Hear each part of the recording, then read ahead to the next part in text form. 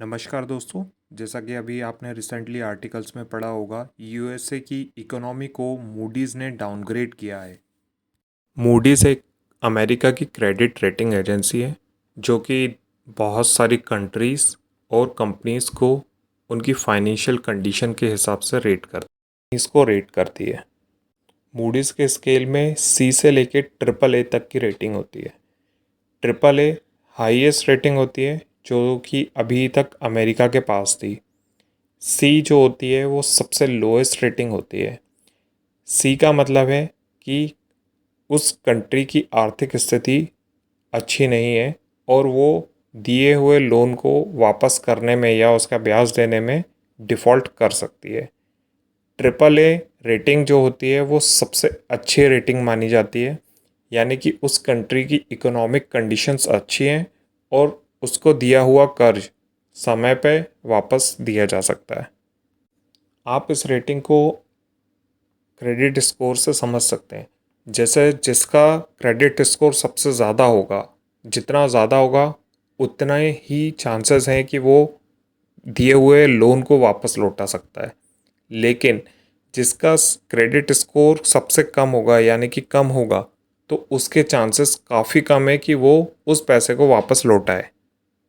Moody's ने America की credit rating को ट्रिपल ए से घटाकर डबल ए वन कर दिया है, जो कि एक स्तर की गिरावट है।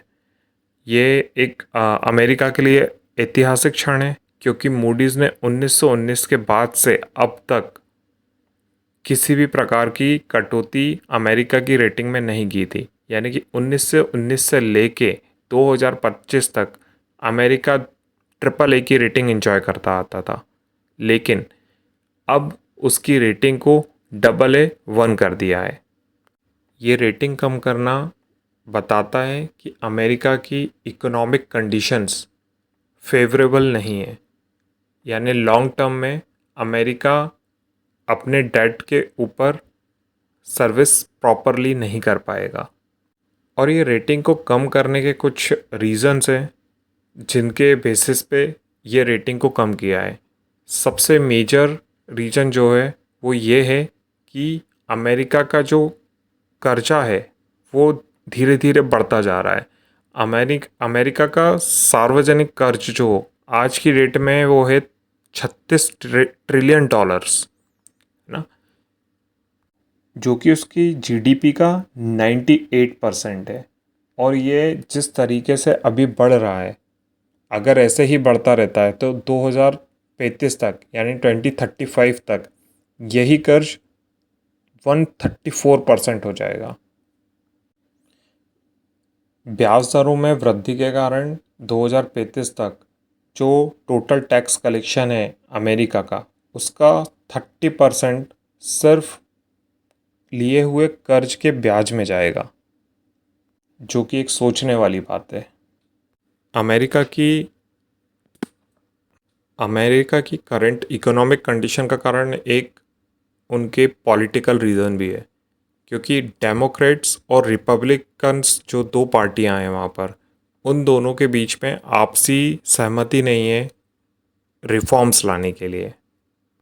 और इन सब चीज़ों का सीधा असर वहाँ की जनता के ऊपर पड़ेगा। इंटरेस्ट रेट में इंक्रीमेंट होगा जिससे कि वहाँ पर लोन महंगा हो जाएगा। लोन महंगे होने से कंजम्पशन भी कम होना स्टार्ट हो जाएगा और इसी का एक इफ़ेक्ट उनके करेंसी पे यानी डॉलर के ऊपर आएगा, वो भी कमज़ोर हो सकता है। हालांकि जो रेटिंग अभी मूडीज़ ने अमेरिका को दी है, ये उसके लॉन्ग टर्म विज़न के हिसाब से है, यानी कि ये चीज़ अभी करंटली कंडीशंस के ऊपर इम्पैक्ट नहीं करेगी। लेकिन अगर ये ऐसे ही चलते रहता है तो ये अमेरिका की लॉन्ग टर्म स्ट्रेटजीज़ के ऊपर इम्पैक्ट करेगी। तो ये एक तरीके से इंडिकेशन है कि अगर सुधार नहीं किए जाते हैं तो भविष्य में आर्थिक स्थिति के ऊपर गंभीर प्रभाव पड़ेंगे। आपको मैं कंपैरिजन के लिए बता दूं कि इंडिया की जो रेटिंग मूडीज़ ने दे रखी है वो है Baa3, विच इज़ कि जो इन्वेस्टमेंट के लिए सबसे निचली सीमा है। सबसे लास्ट है।